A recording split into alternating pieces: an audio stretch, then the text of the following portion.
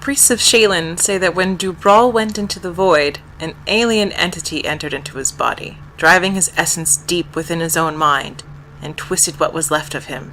Where he once rejoiced in the beauty of creation, now he could only find ecstasy in the ruination of it, and those who follow him have made an art of it.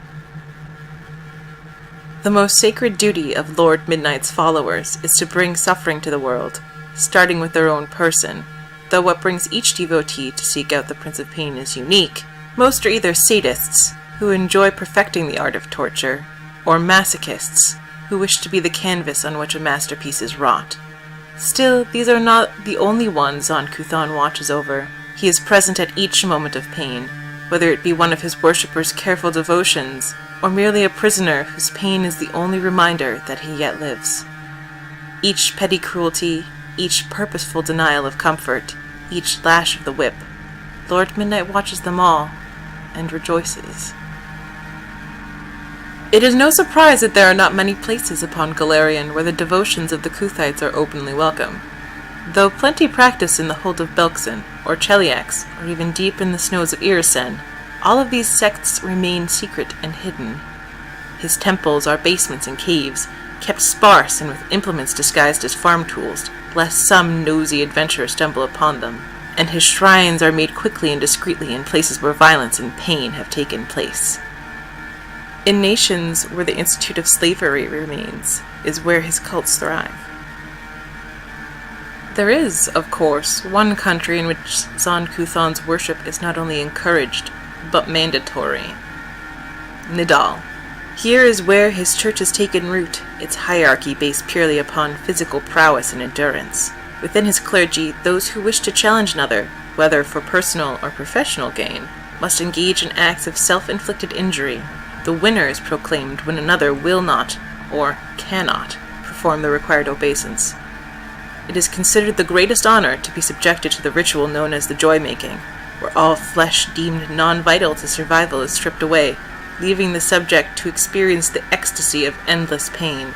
Another of his sacraments is known as the Eternal Kiss, where the honored penitent experiences 10 days of unceasing pleasure before being sacrificed on the 11th, his entrails used as tools of divination to guide the faithful.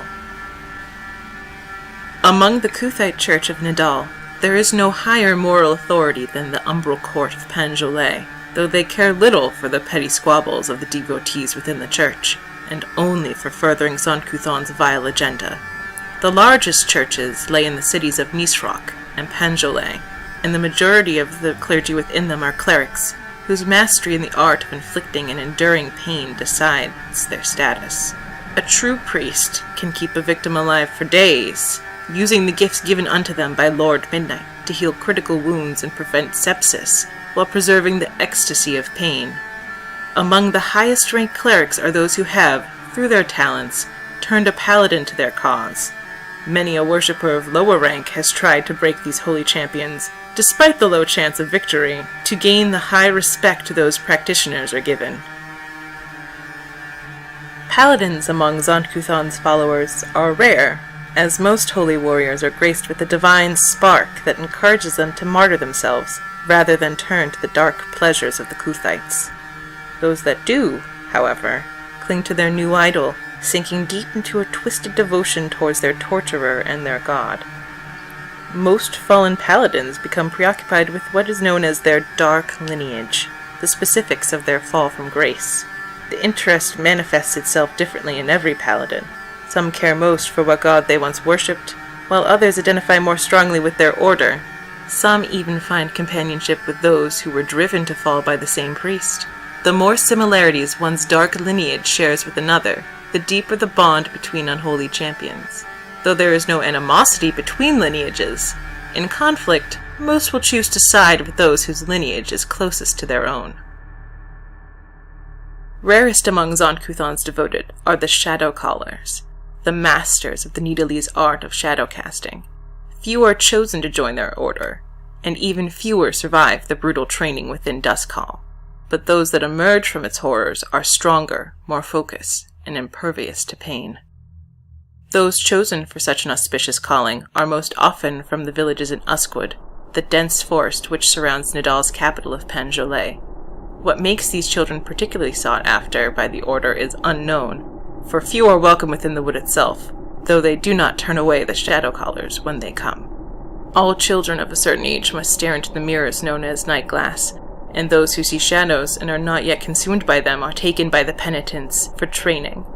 There they learn the art of shadow casting, an unholy melding of divine and arcane magics used to bind beings of the shadow plane to the summoner. Though few outlast the rigorous training, and even fewer survive their first encounter with the shadow realm itself, those that do are highly sought after, and are also of the handful who are allowed to leave Nidal's borders.